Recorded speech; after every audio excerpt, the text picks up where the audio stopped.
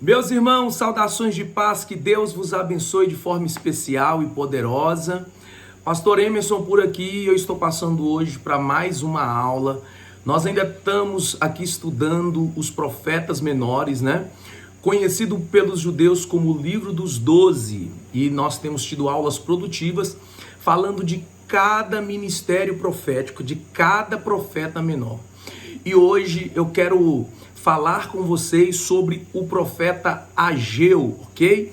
Hoje eu quero falar sobre esse profeta que teve um ministério tão importante para a expansão do reino de Deus. Então eu gostaria que você ficasse ligado. Eu quero lembrar você que você pode tirar suas dúvidas tanto pelos comentários aqui no YouTube, quanto também mandar no nosso grupo privado, né, dos nossos alunos. Você tira as suas dúvidas, assista às aulas e tire as suas dúvidas para que você possa ser abençoado pelo Senhor, tá bom? Então vamos lá. Hoje nós vamos falar sobre o profeta Ageu e eu não poderia começar essa aula de outra maneira senão orando ao nosso Deus. Vamos orar? É momento de oração. Senhor Deus de Abraão, de Isaac, de Israel, eu quero pedir ao Senhor neste momento que o Senhor possa abençoar a nossa aula, que o Senhor possa nos trazer entendimento, que o Senhor possa nos trazer luz e que o Senhor possa abençoar a vida de cada aluno, ó Pai, para que essa palavra possa fazer morada no coração dos teus filhos e para que eles sejam, ó Pai amado, produtivos, abençoados, para a glória e para a honra do Senhor. Nós oramos, ó Pai, neste tempo, porque cremos, ó Deus, que a Tua palavra é lâmpada para os nossos caminhos, luz para os nossos caminhos e lâmpada para os nossos pés. E que quando examinamos as Escrituras, elas testificam do Senhor, ó Pai. É por isso que nós conhecemos e prosseguimos em conhecer ao Senhor. Que neste momento o Senhor possa falar ao nosso coração, nos dirigir e nos abençoar, nos ensinando a respeito da Tua palavra, em nome do Senhor Jesus Cristo, o nosso Salvador. Que Deus te abençoe, ok? Vamos lá para a nossa aula então. É importante que você fique conectado aqui conosco, para que você possa ser abençoado. Deixa eu consertar um pouquinho a câmera aqui, para que você possa ser abençoado, né? E para que você possa tirar todas as suas dúvidas, ok? Então vamos lá. O texto base, para que nós possamos entender a importância desse profeta, o profeta Ageu, está no capítulo 1 do livro de Ageu e versículo 14. E eu quero ler com vocês neste momento como um texto áureo, um texto importante para todo o contexto que nós vamos expor para vocês neste momento. Então, Ageu você pode marcar na sua Bíblia, tá bom? Com seu marcador, é importante que marque. Ageu, capítulo 1, versículo 14, que diz o seguinte: E o Senhor levantou o espírito de Zorobabel, filho de Sealtiel, príncipe de Judá, e o espírito de Josué, filho de Josadac, sumo sacerdote, e o espírito do resto de todo o povo, e vieram e trabalharam na casa do Senhor dos Exércitos, o seu Deus. Então, olha que texto importante. O texto relata aqui o Zorobabel, né, que foi o governador para aquele tempo. Também relata o Josué, filho de Josadac, que foi o sacerdote, e a importância pela qual o Espírito de Deus moveu a Zorobabel, moveu a Josué, e não só a eles, mas moveu todo o povo. E eles trabalharam para a construção da casa de Deus, ok? Então, depois de lermos aqui o nosso texto áureo, eu quero falar um pouco com vocês sobre o contexto histórico pelo qual o livro de Ageu foi escrito, né? Como Ageu foi realizar sua tarefa por volta de 520 a.C., então, quer dizer, o livro de Ageu foi escrito por volta de 520 a.C., ele se juntou aos exilados que haviam retornado à sua terra natal em 536 a.C. para reconstruir o templo do Senhor. Eles haviam começado bem, construído o altar e oferecendo sacrifícios, estabelecendo então o fundamento para a casa do Senhor no ano seguinte. A construção havia cessado, todavia, quando os inimigos zombaram dos esforços dos construtores, mas o ministério de Ageu e o de Zacarias fizeram com que o povo se reanimasse e completasse a tarefa. Em 5 anos, o templo reconstruído foi dedicado em 515 a.C. Então, vamos lá para a gente pontuar aqui, e é importante.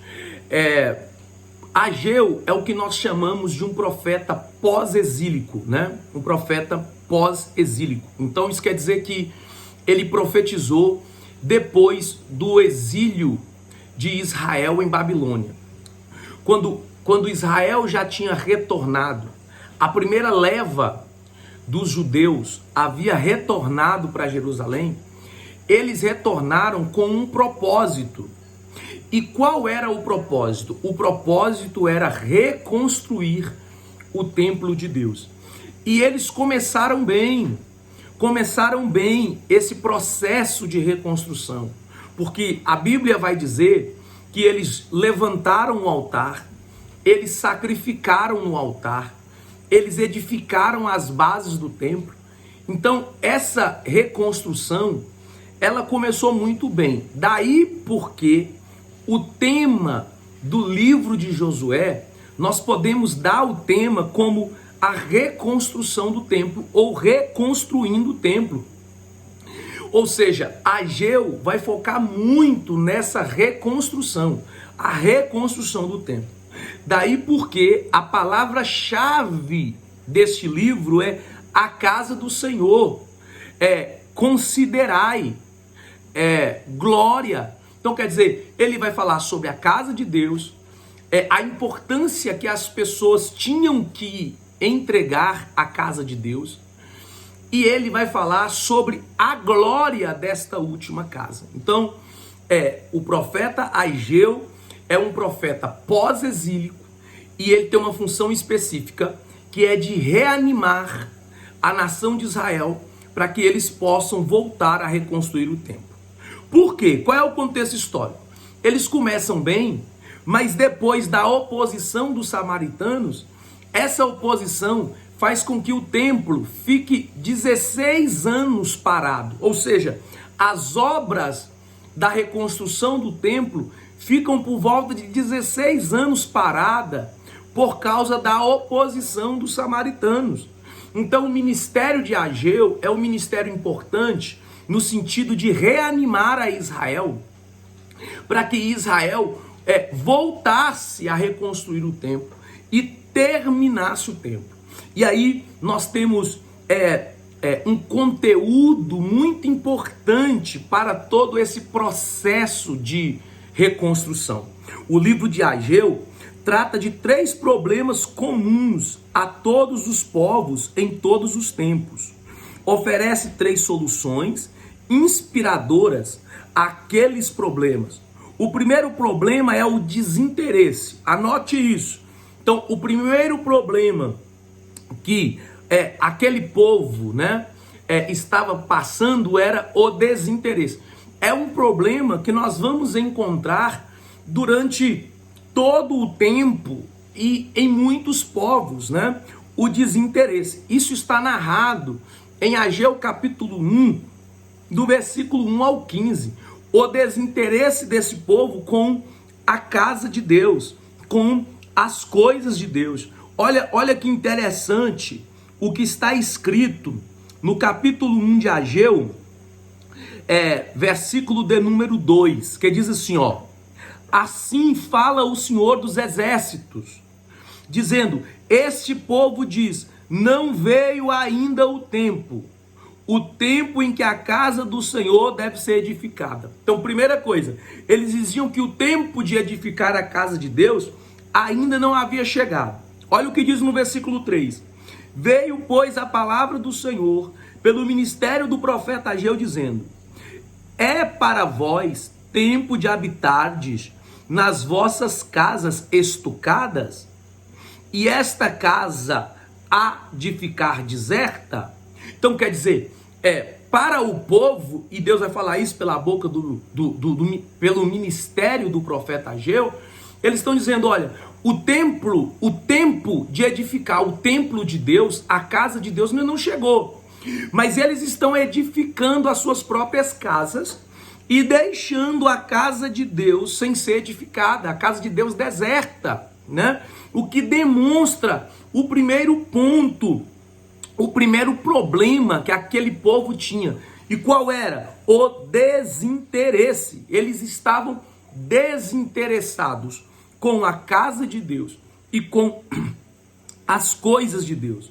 Vamos lá. O povo havia retornado do exílio com um propósito determinado de reconstruir o templo de Jerusalém, Esdras capítulo 1. Então quer dizer, eles voltam com o projeto, com o propósito da reconstrução do templo. Eles só são liberados para voltar a Jerusalém, né? Só lhes é permitido voltar para Jerusalém com o propósito de reconstruir o templo. Então aquela primeira leva de judeus que está voltando para casa, está voltando com um propósito determinado. E o propósito era reconstruir o templo. Olha lá, vamos lá. E eles haviam iniciado sua tarefa a sua tarefa determinada, mas a oposição apareceu e o trabalho cessou. O povo havia se tornado mais preocupado com a construção de casas bonitas para eles mesmos, talvez numa tentativa de apagar a memória do seu exílio numa terra estranha. Então veja, olha que importante, a oposição, eles vieram com o propósito de reconstruir o templo, mas a oposição lhes fizeram cessar a reconstrução.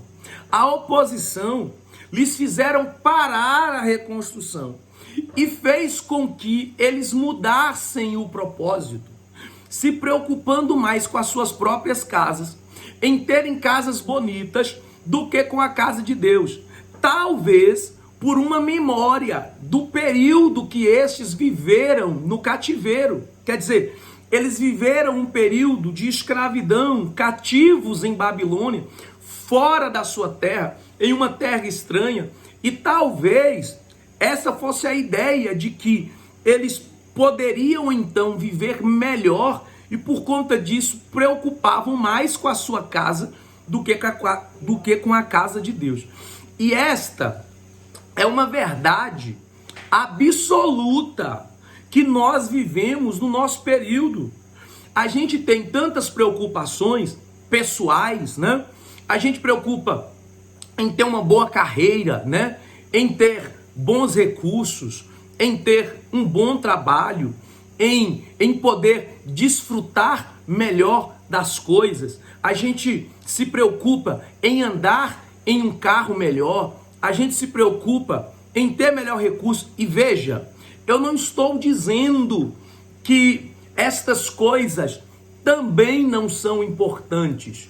O que eu estou dizendo é que nós priorizamos muitas coisas e deixamos de priorizar aquilo que Deus espera, que Deus espera que nós priorizemos.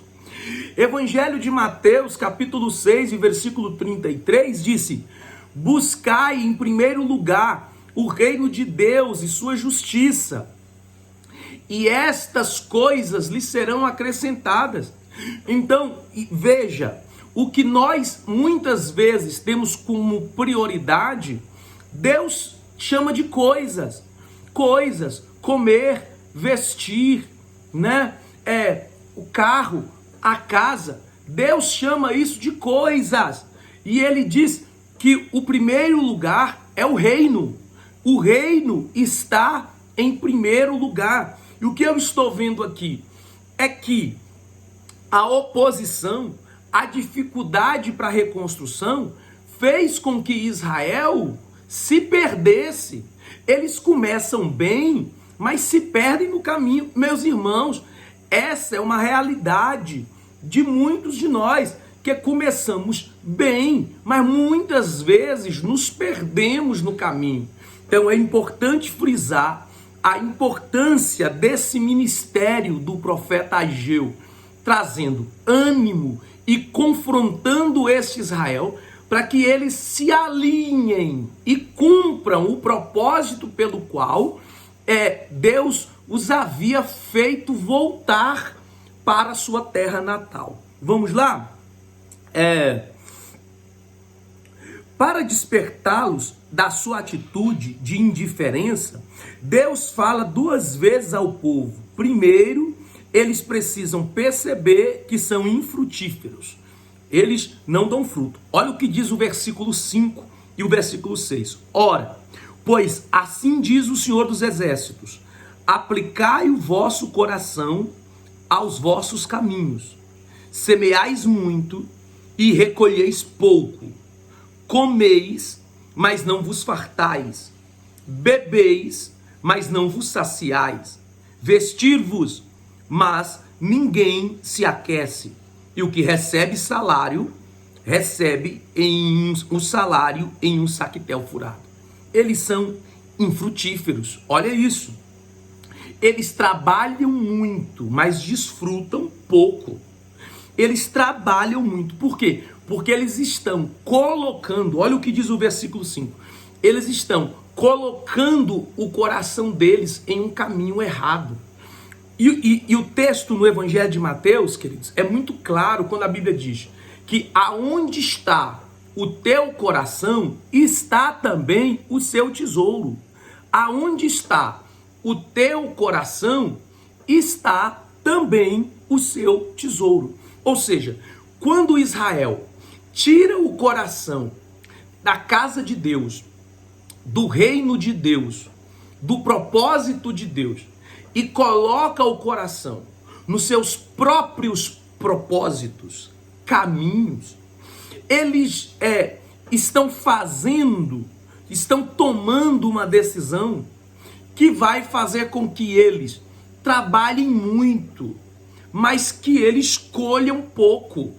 Olha o versículo 6, semeiam muito, mas colhem pouco. Trabalham muito, mas colhem pouco. Comeis, mas não vos fartais. Eles até têm o que comer, mas eles não vivem uma vida farta. Eles não se saciam. Eles não se vestem bem. Eles não estão aquecidos. Olha isso. O salário deles está em um saquetel furado. Olha para você ver. A ideia do saquetel furado é a ideia daquela sacola que as pessoas guardavam na cintura com as moedas, com o salário. Mas o salário, o saquetel estava furado, ou seja, o salário ia se perdendo no caminho. Trabalham, mas não desfrutam. E quantas pessoas que trabalham muito, se dedicam muito, sabe? Mas não desfrutam. E por que não desfrutam? Porque o coração está em um caminho errado. O coração está em um propósito errado. Então, o profeta Ageu está confrontando a este Israel a voltar ao caminho correto, a se alinhar, ok? Porque eles tinham abandonado a casa de Deus e ido para sua própria casa. Todo o esforço deles para construir o seu próprio reino nunca produzirá resultados permanentes. Após ver o seu problema, o povo, então, precisa entender que Deus irá aceitar o que eles fazem a fim de que Deus seja glorificado, se eles entregarem a Ele o que eles têm. Então, olha isso. Se aquilo que faço, se aonde coloco o meu coração, se aquilo pelo qual dedico a minha vida glorifica a Deus, é para a glória de Deus, é para louvor de Deus, é para a expansão de Deus, então Deus vai ordenar a bênção. Mas se aonde coloco o meu coração, mas se aquilo que faço é simplesmente para minha expansão própria, a palavra correta aqui é vaidade, status, se é apenas algo egoísta, muito a respeito de mim e pouco a respeito dos outros. Eu costumo dizer que quando é a respeito de mim é desejo, mas quando engloba outras pessoas é propósito. Quando é para a glória de Deus é um propósito. Então nós não podemos ter essa ideia de que o meu desejo é mais importante do que o meu propósito. Pegou? O meu desejo jamais será mais importante do que o meu propósito. E é sobre isso que o texto, no versículo 7 e no versículo 8, está dizendo. Olha o que diz o versículo 7. Assim diz o Senhor dos Exércitos: aplicai o vosso coração aos vossos caminhos. Subi ao monte e trazei a madeira, e edificai a casa, e dela me agradarei, e eu serei glorificado, diz o Senhor. Então, vamos colocar o vosso caminho, vamos colocar o vosso coração em um caminho correto, e vamos trabalhar para a edificação do templo, e vamos trabalhar para a edificação da casa de Deus. Pegou? Irmão, isso aqui é tão profético que eu quero compartilhar com vocês. E nós estamos em uma visão, uma visão ministerial de construção da casa de Deus, de expansão do reino. E eu quero mostrar alguns textos para vocês que vão colaborar, apesar de não estarem dentro aqui do livro de Ageu, vão colaborar e muito para aquilo que Deus está falando pela boca do ministério do profeta Ageu. Olha o que diz no capítulo 7 do livro de 2 Crônicas. Deixa eu ler com você, marca aí na sua casa, capítulo 7 do livro de 2 Crônicas. Eu quero ler com você, marca aí na sua casa, por favor. Olha o que está escrito. Versículo de número 11, olha o que está escrito. 2 Crônicas, capítulo 7, versículo 11. Aqui é a respeito da construção do templo de Salomão. Olha o que está escrito. Assim Salomão acabou a casa do Senhor e também a sua própria casa. E tudo quanto Salomão intentou fazer na casa do Senhor e na sua própria casa, prosperamente efetuou. Por que eu amo ver esse texto? Porque antes de Davi morrer, Davi coloca Salomão debaixo de um juramento. Lembra que Davi não podia construir o templo, apesar de ter preparado tudo para a construção. Davi não podia construir o templo porque as mãos dele eram manchadas de sangue. Ou seja, Davi, por ser um homem guerreiro, por ser um homem de batalha, ele havia manchado sua mão com muito sangue, com muitas vidas. E Deus não permitiu que um homem que tivesse tantas vidas na mão, que tivesse matado tanta gente, construísse a casa de Deus. Então, Davi deu essa missão para o próximo rei, que foi o seu filho Salomão. Porque o nome Salomão quer dizer pacífico. E Salomão vai ter um governo de paz. E a principal missão dada por Davi a Salomão era que Salomão construísse a casa de Deus, o templo de Deus. E o versículo de número 11 do capítulo 7 de 2 Crônicas disse que Salomão terminou o templo. Ele terminou a casa de Deus. Ou seja, ele cumpriu a missão, ele cumpriu o seu propósito, o motivo pelo qual Deus o levantou. Ele terminou a casa de Deus. Mas o que me chama a atenção é quando o texto diz: e terminando a casa de Deus, terminou também a sua casa. E tudo que fez a casa de Deus, fez também a sua casa. E efetuou prosperamente. Então quer dizer, a missão de Salomão era construir a casa de Deus. E quando ele se dedica à construção da casa de Deus, ele também constrói a sua casa. Olha que desafio extraordinário. Quer dizer, tudo que ele põe no seu coração de fazer para Deus, Deus também faz para a sua própria casa. E isso aqui é extraordinário, isso aqui é maravilhoso e fala muito do que o profeta Ageu está falando no capítulo de número 1. Fala muito mesmo, né? Eu também me recordei de quando o profeta Elias, lembra? Escuta uma ordem de Deus dizendo, olha, ele estava em Querite, sendo sustentado por corvos, bebendo água do ribeiro, e aí o ribeiro seca. E aí Deus diz assim para o profeta, levanta e vai para Sarepta, porque eu dei ordem a uma viúva para que ela te sustente. E o profeta vai se levantar e vai para Sarepta, e quando ele chega em Sarepta, ele encontra uma viúva ali catando gravetos à porta da cidade. E quando ele pede ela água, ela se dispõe a ir buscar a água. Mas aí ele diz, traz também para mim um bocado de pão. E ela vai dizer, olha, eu estou catando gravetos aqui para fazer o meu último alimento. E eu e o meu filho comeremos e então morreremos.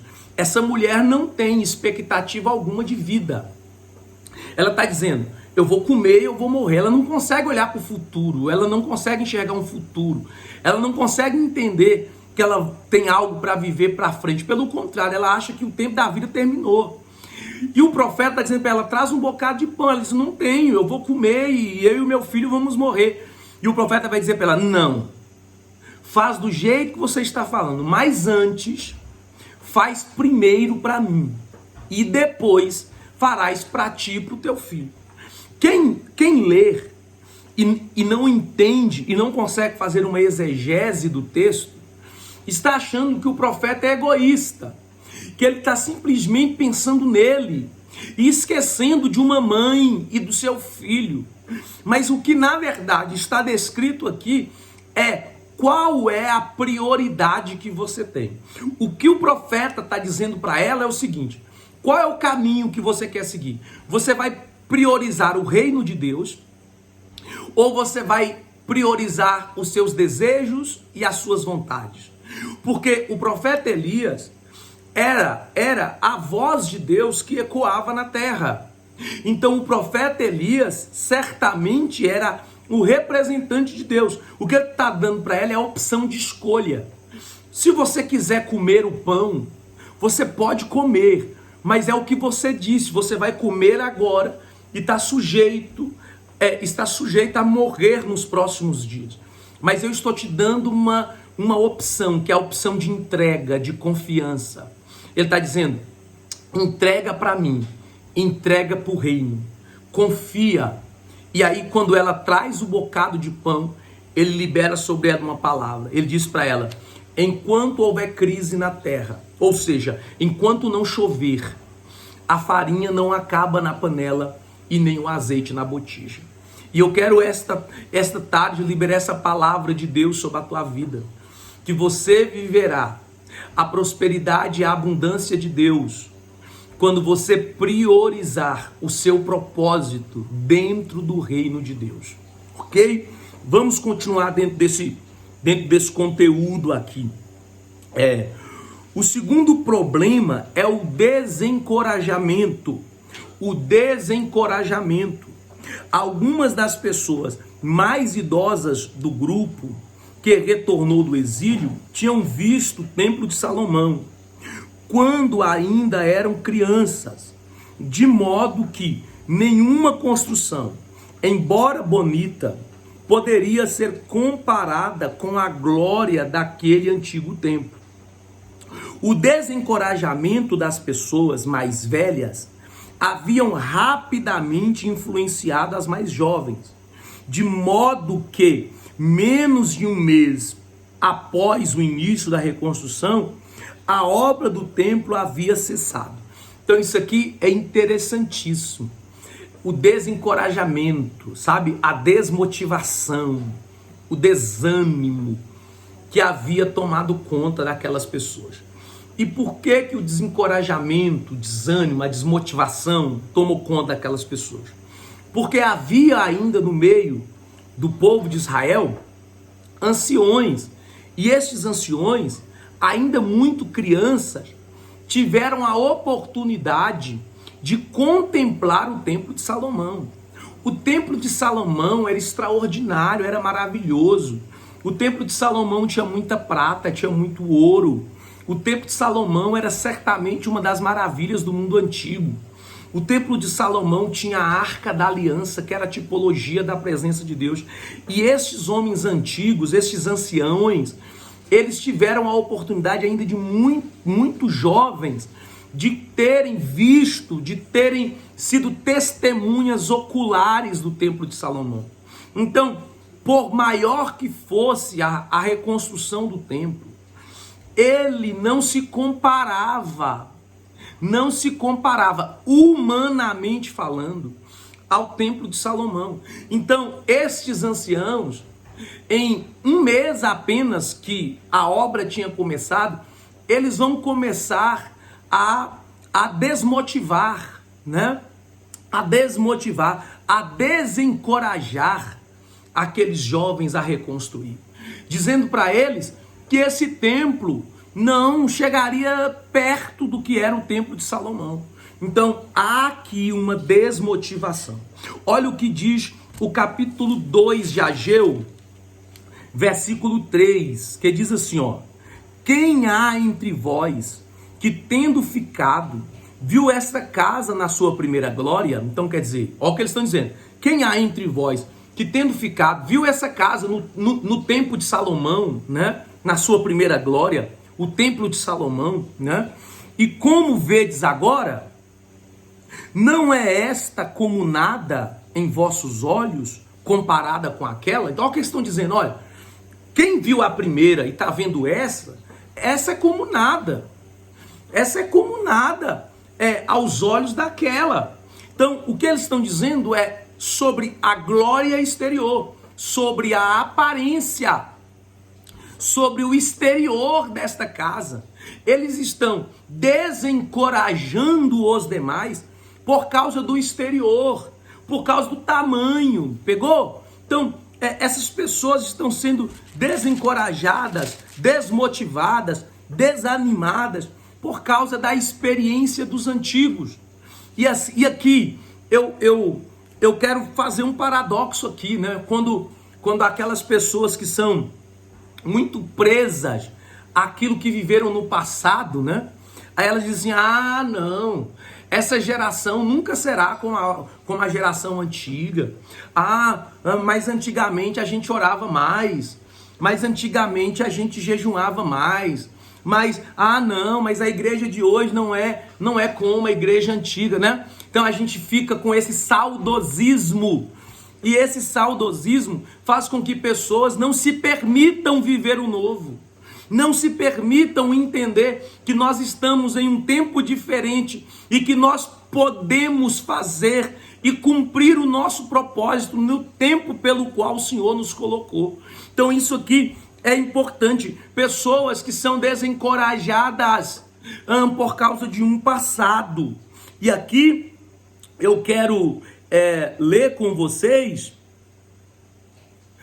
mas novamente, Ageu leva uma mensagem destinada a tratar decisivamente do encorajamento, do desencorajamento. A solução tem duas partes. Uma trata do problema urgente e a outra trata de uma solução de longo alcance. Por ora, basta ao povo esforçar-se e trabalhar. A outra chave para combater o desencorajamento é para os construtores saberem que eles estão construindo para o dia em que Deus encher essa casa com a glória que será maior do que a glória do templo de Salomão. Então olha isso. Então Deus, pelo ministério do profeta Ageu, vai combater o desencorajamento, a desmotivação. E como que Deus vai combater o desencorajamento desse povo, desses jovens, pelo ministério do profeta Ageu? São duas chaves reveladas no texto, duas chaves importantes. A primeira chave é o combate imediato desse desencorajamento. Então a primeira chave é uma chave imediata. E a segunda chave é uma chave futura, de longo alcance. Então, primeiro uma chave imediata e depois uma chave de longo alcance. As duas estão no texto. Capítulo 2, uma está no versículo 4 e a outra no versículo 9. A do versículo 9, certamente que você já ouviu, porque ela é muito falada. Então, capítulo 2, versículo de número 4 diz assim: Ora, pois, esforça-te, ó Zorobabel, diz o Senhor. Esforça-te, Josué, filho de Josadaque, sumo sacerdote. E esforçai-vos, todo o povo da terra, diz o Senhor. E trabalhai, porque eu sou convosco, diz o Senhor dos Exércitos. Então a primeira chave, esforço, esforça. Deus fala em todos os níveis de esforço. Primeiro, esforça-te, Zorobabel, governo. Zorobabel exerce governo, poder político sobre aquele povo. Esforça-te, Josué, filho de Josadaque, sumo sacerdote. Ou seja, governo espiritual. O sumo sacerdote, a representação do sacerdócio. O sumo sacerdote, a representação de Deus. Então esforça-te, Zorobabel, poder político. Esforça-te, Josué, poder sacerdotal. E esforça todo o povo. Então, é uma convocação de esforço, de trabalho. Ele vai dizer assim, olha, esforçai-vos todo o povo da terra, assim diz o Senhor, e trabalhai, porque o Senhor é convosco. Então Deus está dizendo, olha, vocês vão reconstruir com muito esforço e com muito trabalho. E eu quero abrir um parêntese aqui. Não, a obra de Deus, ela não é movida por gente covarde. A obra de Deus, ela não é movida por gente desanimada. Quantos líderes desanimados, desmotivados. Como construir debaixo de desmotivação? Como construir debaixo de desencorajamento? Quantos ministérios desencorajados? Quantos líderes desanimados? Quantas pessoas que estão presas à glória do passado, mas não querem construir um novo tempo e uma nova história. Mas a palavra de Deus pela boca do ministério do profeta Ageu esforçai e trabalhai, porque o Senhor dos Exércitos é contigo. Esforçai-vos e trabalhai-vos, porque o Senhor dos Exércitos é contigo. Essa palavra é tão poderosa, irmão. Essa palavra é tão poderosa que nós precisamos pregar essa mensagem na igreja. Essa mensagem de encorajamento, de motivação, de esforço, de tomar posse de uma promessa de Deus. Então, imediatamente, esforço e trabalho. E aí, há uma segunda promessa, que fala do futuro e de um futuro importante para Israel. Quando está no versículo 9 que diz, porque a glória desta última casa será maior do que a da primeira, diz o Senhor dos Exércitos. E neste lugar darei a paz, diz o Senhor dos Exércitos. Perceba que o capítulo 2, versículo 3, começa com os anciões dizendo que a primeira glória, a primeira casa, na sua primeira glória, era muito melhor do que essa segunda casa. Mas a palavra de Deus confronta a palavra dos anciões, confronta a palavra humana, porque Deus está dizendo, não. A glória da última casa, ou seja, desta última casa, será maior do que a da primeira casa, diz o Senhor dos Exércitos. Por quê? Porque nesta última casa, quem vai ser revelado? O próprio Cristo. Então, se no primeiro templo a glória estava na Arca da Aliança, que era a tipologia da presença de Deus, nessa última casa, Jesus será revelado sobre ela. Jesus vai sentar na cadeira do Messias e vai dizer que a profecia se cumpriu e que o Espírito de Deus está sobre ele. E ele foi ungido para pregar o ano aceitável do Senhor. Então isso aqui é importante pontuar, né? Essa casa, ainda que menor do que a primeira casa, ela vai ter uma glória ainda maior, né? Então vamos lá. O último problema que Ageu tem de enfrentar é o problema da insatisfação. O problema da insatisfação. Agora que o povo está trabalhando, eles esperam uma inversão imediata de todos os seus anos de inatividade. Então o profeta vai com uma pergunta aos sacerdotes. Capítulo 2, versículo 12 e 13. Acerca das coisas limpas e imundas e da influência deles sobre a outra. A resposta dos sacerdotes é que a imundície é infecciosa, enquanto a santidade não é. A aplicação é óbvia. Não espere que o trabalho de 3 meses desfaça a negligência de 16 anos. A próxima palavra do Senhor ao povo é uma surpresa. Mas desde este dia vos abençoarei. O povo precisava entender que as bênçãos de Deus não podem ser ganhas como pagamento, mas vão como dádivas graciosas de um Deus doador. Deus escolheu Zorobabel para ser um anel de selar, isto é, para representar a natureza do servo a ser cumprida. Finalmente, no mais importante filho de Zorobabel, Jesus notar o nome de Zorobabel em ambas as listas genealógicas dos evangelhos, indicando que a bênção final, a maior delas, é uma pessoa, seu filho Jesus Cristo. Então veja, olha o que diz o texto no capítulo 2, versículo 12 e 13. Capítulo 2, versículo 12 e 13. Se alguém leva carne santa na aba da sua veste, e com a sua aba tocar o pão, ou no guisado, ou no vinho, ou no azeite, ou em qualquer outro mantimento, ficará esse santificado? E os sacerdotes respondendo disse não. E disse a Ageu, se alguém que se sentia se tornado impuro pelo contato com um corpo morto, tocar em alguma dessas coisas, ficará esse imundo? E os sacerdotes respondendo diziam, ficará imundo. Então, o que o sacerdote estava falando? É que a imundícia é transmitida. A imundícia é infecciosa. A imundície passa, mas a santidade não. Então ele estava dizendo, como que nós vamos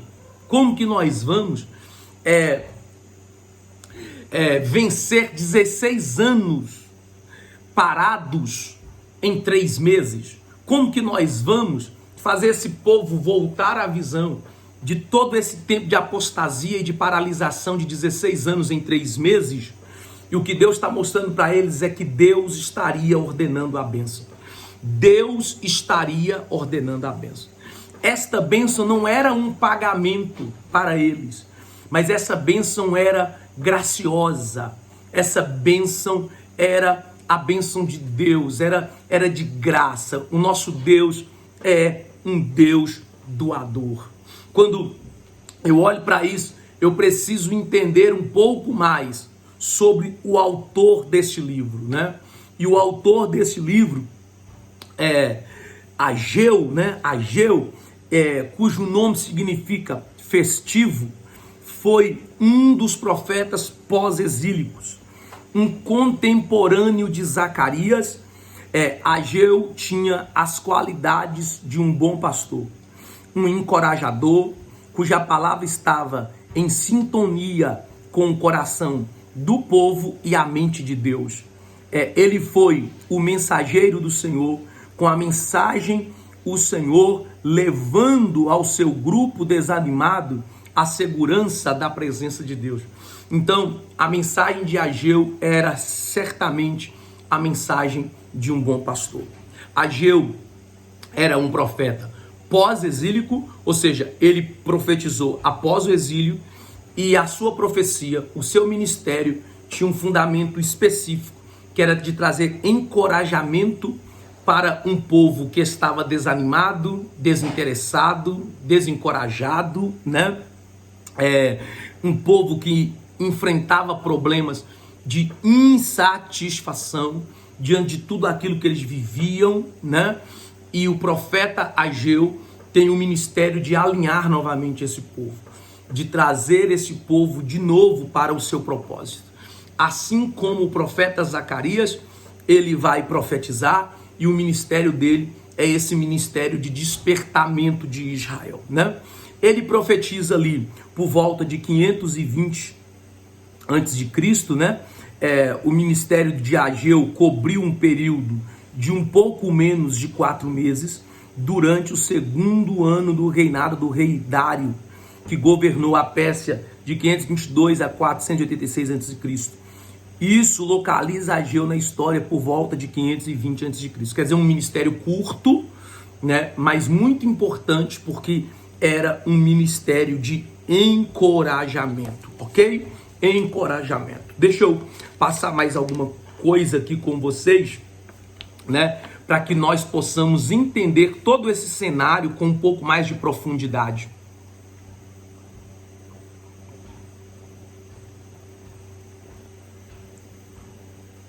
Para que a gente possa entender esse cenário com um pouco mais, né, de profundidade. Após 70 anos de cativeiro na Babilônia, os judeus retornaram sob nova política persa que encorajava a volta dos cativos e lhes proporcionava uma nova situação de vida.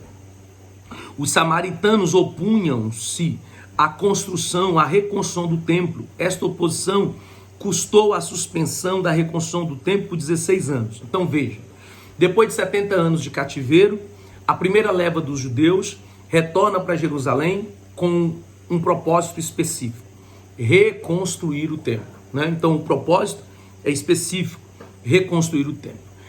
Agora, sob o governo dos persas, né, eles encorajam os judeus a reconstruir o templo. Porém, os samaritanos, eles se opunham a essa reconstrução, e essa oposição custou um período de suspensão da reconstrução de 16 anos. Em 537, iniciou uma grande era para os judeus com a volta do cativeiro e o reinício das ofertas da aliança em Jerusalém. Todavia, a pausa na reconstrução esfriou o entusiasmo de todos e eles se voltaram para os interesses seculares. Essas atividades não lhes deram lucro. Talvez Deus estivesse castigando-os para darem valor à obra da reconstrução do templo. Então veja, com a suspensão da reconstrução do templo, por volta de 16 anos, por causa da oposição dos samaritanos, esse período de 16 anos tirou o foco de Israel, esfriou Israel, desencorajou Israel. E Israel então mudou o seu propósito, começando a viver uma apostasia, deixando o templo deserto, deixando o templo vazio. Eles começaram a pensar nas suas próprias casas, nas suas próprias reconstruções. Porém, todavia, isso trouxe um juízo de Deus. Eles trabalhavam muito, mas colhiam pouco. Ou seja, apesar deles terem saído do propósito da reconstrução e estarem pensando em si mesmo, eles não tinham lucro real, ok? Ageu revela ao povo que seu livro tinha por objetivo fazer com que os líderes e o povo continuassem reconstruindo o templo destruído, mostrando-lhes que os fracassos dos outros setores da vida eram resultados da negligência à obra de Deus. Então, quer dizer, pela boca do ministério de Ageu, Ageu tinha, dentro do seu propósito ministerial, mostrar para eles que o de sucesso, né, o fracasso na vida pessoal se dava por eles não terem priorizado as coisas de Deus, o templo de Deus, a casa de Deus, né? O profeta Ageu foi o responsável por conseguir que a reconstrução do templo fosse reiniciada e concluída, pois entendia que, realizada esta obra com prioridade, ou seja, em primeiro lugar, as bênçãos viriam sobre todos os empreendimentos do povo. Então, quer dizer, se eles priorizassem a casa de Deus, Deus liberaria a bênção sobre eles. Então, agora sobre a liderança de Zorobabel, o governador, de Josué, o sumo sacerdote, despertados no seu espírito, encorajados, motivados, impelidos, né? E com todo o povo que também receberam despertamento, reiniciaram a obra tão urgente, o poder da palavra do Senhor dita por Ageu, 23 dias após as primeiras advertências, fez com que o povo voltasse ao trabalho, que tinha sido abandonado há 16 anos. O povo necessitava de uma palavra de incentivo. Ageu continuou a profetizar e a motivar o povo a concluir a sua obra. Quer dizer, 23 dias depois que Ageu começa a profetizar, o povo se volta para a construção e reinicia essa construção. E aí, para a gente terminar, há algumas perguntas aqui do profeta. As duas perguntas foram dirigidas aos sacerdotes, pois conheciam a lei e estavam aptos a responder se alguém leva a carne santa na orla de sua veste e ela vier a tocar no pão, ou no cozinhado, ou no vinho, ou no azeite, ou em qualquer outro mantimento, ficará ela santificada? Então, quer dizer, aquela pergunta que a gente fez sobre o imundo e sobre o santo, né? O profeta Ageu sugere ao povo que façam um retrospecto dos acontecimentos, pois já faziam 16 anos que eles tinham retornado do cativeiro. Como tinham vivido todos esses anos, quer dizer, Ageu está levando o povo a refletir a vida. Vocês retornaram da escravidão, retornaram do cativeiro, era para ter uma vida de sucesso aqui, era para ter uma vida próspera aqui, era para reconstruir a vida aqui. Vocês desistiram de reconstruir o templo, estão se dedicando a reconstruir a vida de vocês, mas como que vocês estão? Vocês conseguiram? Vocês estão tendo sucesso? E se vocês não estão tendo sucesso, por que vocês não estão tendo sucesso? Pegou? Então por quê? Essas considerações deveriam ser feitas antes de porem as mãos na obra, ou seja, havia pouca comida, havia peste no campo, o povo vivia na pobreza, o povo plantou, mas esqueceu de agradecer a Deus sobre o produto da terra, recomeçou a nova vida em Judá, sem primeiro fazer a vontade de Deus. Com tudo isso, havia uma grande crise econômica. Então, quer dizer, gente, isso aqui é uma reflexão importante para todos nós. Você já parou para refletir? Se você trabalha muito, você colhe o que você planta, você está desfrutando de promessas, hein? Começa a refletir. Você sonhou com tantas coisas, o que você realizou? O que você conquistou? Deus te tirou do mundo, Deus te tirou do Egito. Alguns saíram das drogas, outros da prostituição, né? Eu não sei de onde Deus te tirou, mas Deus te tirou do mundo, do Egito. E você tem vivido essa plenitude de promessas que Deus lhe fez. O que Ageu está fazendo? Está fazendo com que eles façam uma retrospectiva da vida, reflitam a vida. Por que vocês não estão colhendo o que vocês plantam? Por que vocês não estão vivendo uma vida próspera? Por que vocês não estão sendo abençoados? Essa retrospectiva é antes de voltar a construir o templo. O que Deus está mostrando pela boca do ministério do profeta Ageu quando vocês estão fora do propósito, quando vocês não estão fazendo a minha vontade, quando vocês não estão cumprindo a minha missão, quando a prioridade não é o meu reino, a expansão do meu reino na minha casa, vocês podem até trabalhar muito, mas vocês não vão colher. É isso que Ageu está mostrando. Graças ao esforço e à persistência do profeta Ageu, o povo reconheceu sua situação de necessidade e se manifestou ao Senhor. Após isso vieram as bênçãos. Ou seja, depois do alinhamento houve as bênçãos. As colheitas seriam abundantes. A figueira, a romeira, a oliveira dariam seus frutos. Após 3 meses, os alicerces do templo estavam completos e toda Judá se achegava a Deus. O profeta encerra seu livro falando do futuro das poderosas nações gentílicas. O Messias as esmagará antes do início do reino milenar. e do dia do Senhor salienta a soberania do escolhido de Deus, o Messias. Então, Ageu termina dizendo que haveriam colheitas, porque o alinhamento do povo em se dedicar à construção, em se dedicar à obra de Deus, em terminar o templo esse que teria uma glória maior. A glória deste último templo seria maior do que do primeiro templo. E isso se revelaria porque Deus levantaria o Messias. E o Messias esmagaria os inimigos de Israel. O Messias esmagaria os inimigos de Israel antes do reino milenar. Então nós precisamos ter esse alinhamento e essa promessa de que Deus, Ele é fiel para derramar as bênçãos, para dar as colheitas, para liberar prosperidade, desde que nós estejamos vivendo o nosso propósito, nós estejamos vivendo a promessa que Deus fez para nós. Tudo aquilo que Deus nos prometeu vai se cumprir. Eu tenho certeza disso. Amém? Qualquer dúvida, meu irmão, que você tiver desse livro, que é um livro curto, de apenas 2 capítulos, né? Por isso a explanação dele é uma explanação tão tranquila, mas qualquer dúvida você vai lá no grupo privado, tire as suas dúvidas, ou até mesmo aqui mesmo pelo YouTube, nos chama no privado, tire as dúvidas, para que não fique dúvidas a você, tá bom? Nós vamos terminar a nossa aula hoje debaixo de oração. Fecha os teus olhos, vamos falar com Deus. Senhor, Deus de Abraão, de Isaac e de Israel, que a bênção do Senhor seja revelada sobre nós e que nós possamos esconder a Tua palavra no nosso coração, para nós não pecarmos contra Ti. Que o Senhor possa nos fazer viver todas as nossas promessas. No Senhor, ó Pai amado, nós nos entregamos, nós nos rendemos, em nome do Senhor Jesus Cristo, para a honra e para a glória do Teu santo nome, em nome de Jesus. Que Deus te abençoe, que Ele faça resplandecer sobre a sua vida as bênçãos dEle. Estaremos aqui juntos na próxima segunda, em uma aula produtiva de edificação para a sua vida. Um grande abraço.